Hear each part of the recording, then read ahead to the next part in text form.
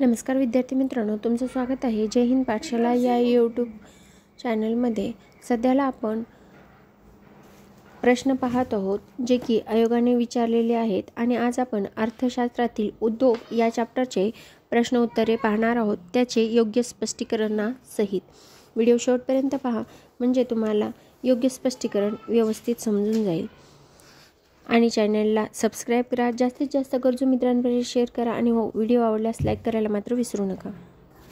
उद्योग प्रश्न क्रमांक पहिला, सन 1956च्या औद्योगिक धोरणाने पूर्ण विचारांती व जोमाने चालू झालेल्या औद्योगिकरणाची प्रक्रिया विविध पंचवार्षिक योजने तितक्याच जोशाने राबवली गेली, ज्यात विविध उद्योगाची क्षमता वाढविण्यावर भरीव खर्च केला गेला। त्यामुळेच मागील 50 वर्षात डॅश आता आपल्याला मागील 50 वर्षात आपलं काय प्रगती झाली, काय हे झालंय ते आपल्याला यात सांगायचंय। आहे औद्योगिक उत्पन्नात 5 गुण वाढले आणि ब आहे भारतात जगातील 5वे सर्वाधिक औद्योगिक राष्ट्र झाले। आता भारत तर जगातील 5वे औद्योगिक राष्ट्र नाही आहे, म्हणजे ब तर चूक आहे, फक्त अ बरोबर आहे, म्हणजेच पर्याय क्रमांक 1 या प्रश्नाचं उत्तर आहे। आपण 1956चं औद्योगिक धोरण वापरलं आणि त्याची घोषणा 30 एप्रिल 1956 रोजी पंडित नेहरूने केली। त्याचा उद्देश एकच होता की देशात समाजवादी समाजरचना निर्माण करणे, सार्वजनिक क्षेत्रात वाढ करणे व खाजगी क्षेत्राचा संकोच करणे, आर्थिक वृद्धी वेगाने वाढवण्यासाठी औद्योगिकरणाचा दर वाढवणे। औद्योगिकरणाचं 3 अनुसूच्यांमध्ये वर्गीकरण सुद्धा केलेलं आहे, अनुसूची अ, अनुसूची ब आणि अनुसूची क। अनुसूची क मध्ये खाजगी क्षेत्रात खुले उद्योग असं होतं, तर ब अनुसूचीमध्ये खाजगी क्षेत्र व सरकारी क्षेत्र संमिश्र अर्थव्यवस्थेप्रमाणे कार्य करणार होते आणि अ अनुसूचीमध्ये फक्त आणि फक्त सरकारची मालमत्ता राहणार होती। या धोरणाने औद्योगिक परवाना धोरण सुरू केलेलं होतं 1956च्या। यानंतर प्रश्न क्रमांक 2, खालीलपैकी कोणत्या केंद्रीय सार्वजनिक क्षेत्रात उपक्रमात जागतिक दिग्गज म्हणून त्यांचे कार्य विस्तृत करण्यासाठी भारत सरकारने महारत्न दर्जा दिलेला आहे? आता हा प्रश्न खूप आपल्यासाठी महत्त्वपूर्ण आहे, कारण आपल्याला आतापर्यंतच्या महारत्न, मिनीरत्न, नवरत्न ह्या कंपन्या पाहून जर घेतल्या तर आयोगाने विचारलेला एकही प्रश्न तुमचा यावरचा राहणार नाही। तर सेल, NTPC, IOC आणि ONGC ह्या महारत्न कंपन्या आहेत, म्हणजेच या प्रश्नाचं उत्तर आहे पर्याय क्रमांक 2। सार्वजनिक उपक्रम विभागामार्फत सार्वजनिक क्षेत्रातील उपक्रम महारत्न, नवरत्न, मिनीरत्न दर्जा दिला जातो आणि 1997 पासून नवरत्न आणि मिनीरत्न दर्जा देण्यात आलेला आहे आणि 2010 पासून महारत्न हा दर्जा देण्यात आलेला आहे। तर सध्याला महारत्न 13 कंपन्या आहेत, नवरत्न 20 कंपन्या आहेत, तर मिनीरत्न 65 कंपन्या आहेत। तर महारत्न दर्जा प्राप्त कंपन्या कुठल्या आहेत? तर भेल, BPCL, Coal, gill, HPCL, NTPC, IOC, ONGC, SAIL, PGCIL, PFC। आता ही PFC जी 12व्या नंबरची आहे, म्हणजेच पॉवर फायनान्स कॉर्पोरेशनला सार्वजनिक उपक्रम विभागाने 12 ऑक्टोबर 2021ला म्हणजे अगदीच अलीकडे महारत्न हा दर्जा दिलेला आहे। त्याचबरोबर 13वी कंपनी आहे जिला 21 सप्टेंबर 2022 रोजी महारत्न दर्जा दिलेला आहे, ती आहे REC लिमिटेड। म्हणजे ह्या 2 तर अंडरलाईन करूनच लक्षात ठेवायच्या कंपन्या। त्यानंतर महारत्न दर्जाचे निकष काय आहे? तर महारत्न दर्जाच्या निकषात 3 वर्षात गेलेल्या काय कामगिरी केली यानुसार आपल्याला महारत्न दर्जा प्राप्त होत असतो।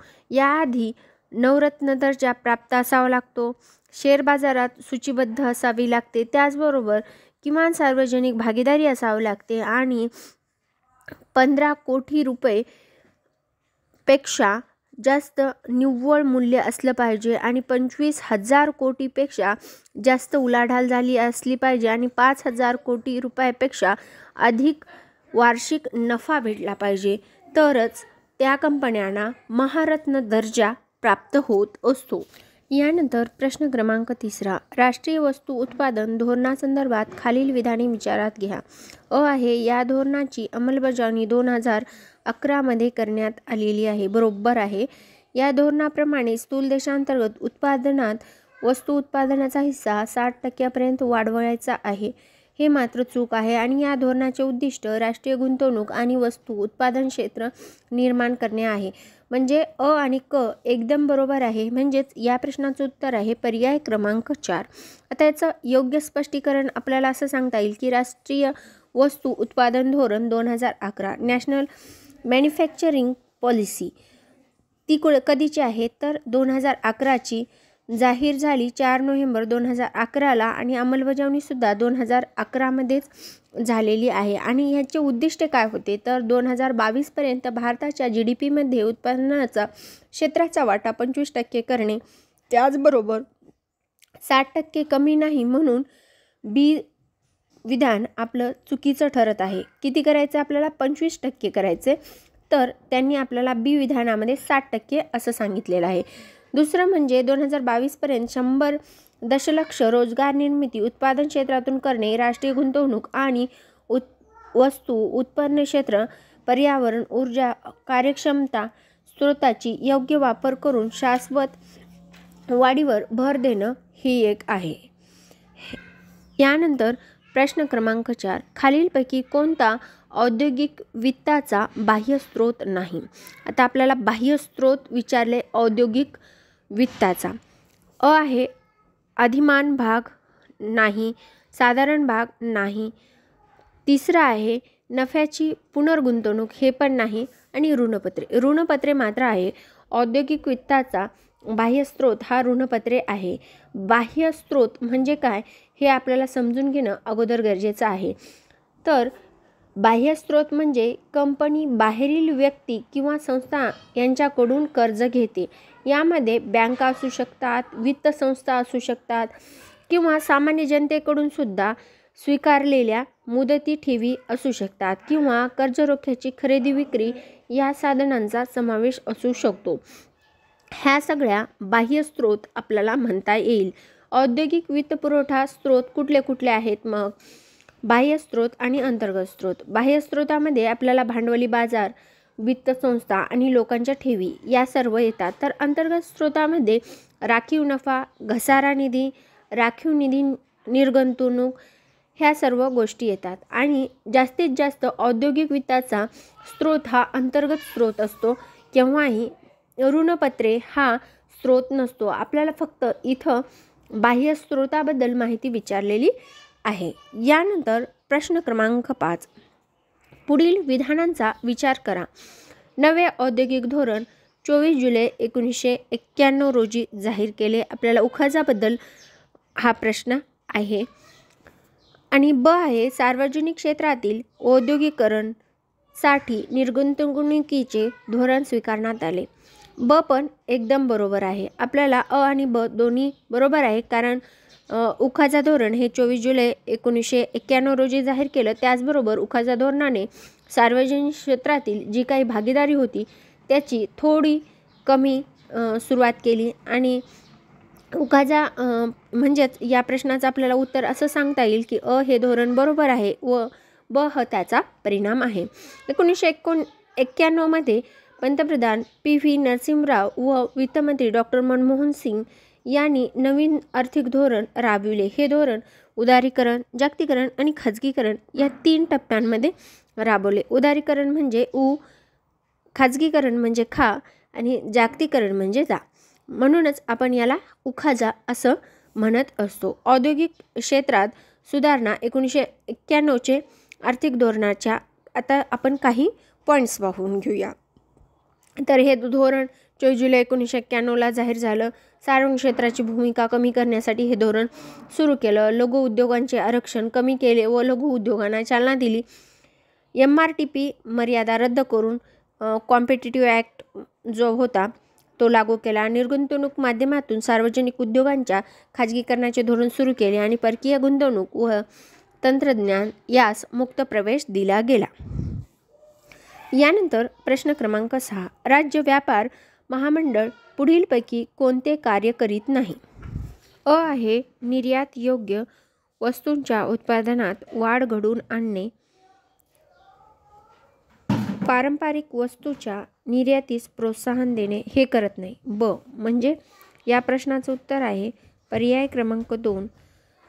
त्यानंतर या प्रश्नाचं योग्य स्पष्टीकरण पाहत असताना state trading corporation of India म्हणून किंवा भारतीय राज्य व्यापार मंडळ याची स्थापना 1956 मध्ये झाली, तर मुख्यालय नवी दिल्ली येथे आहे. मग याचं कार्य काय आहे?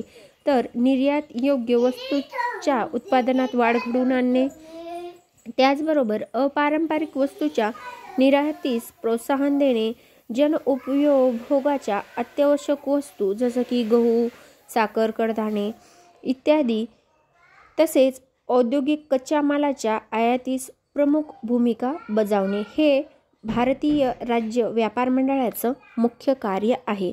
आणि आपल्याला या प्रश्नात कोणतं कार्य नाही असं विचारलेलं होतं, तर पारंपरिक वस्तूच्या निर्यातीस प्रोत्साहन देणं हे कार्य नाही. यानंतर प्रश्न क्रमांक 7. किमान वेतन कायदा कोणत्या वर्षी संमत करण्यात आला? तर तो होता 1948ला किमान वेतन आयोग स्थापन करण्यात आलेला होता. याचा उद्देश एकच होता की देशामधील कामगाराची पिळवणूक थांबवण्यासाठी विविध उद्योगांमध्ये किमान वेतन ठरवून देता यावे, तसेच त्यात वेळोवेळी सुधारणा करता यावी हा कायद्याचा मुख्य उद्देश होता. आणि किमान वेतन शासन ठरविते. यात कुशल, अकुशल, अर्धकुशल या वर्गावर व छोट्या, मोठ्या, मध्यम शहरे या आधारित किंमत शासन ठरवत असते आणि मालकाची किंमत वेतन कामगार कर्मचारी यांना पुरविणे बंधनकारक आहे. त्याचबरोबर शासन सल्लागार मंडळ देखील स्थापन करत असतं. समान पगार कायदा हा 1976चा आहे, तर करार कामगार कायदा 1970चा आहे. बंधन कामगार व्यवस्था कायदा हा 1976चा आहे. आज आता आपण इथेच थांबूया. भेटूया पुढील व्हिडिओमध्ये. व्हिडिओ शेवटपर्यंत पाहिल्याबद्दल धन्यवाद.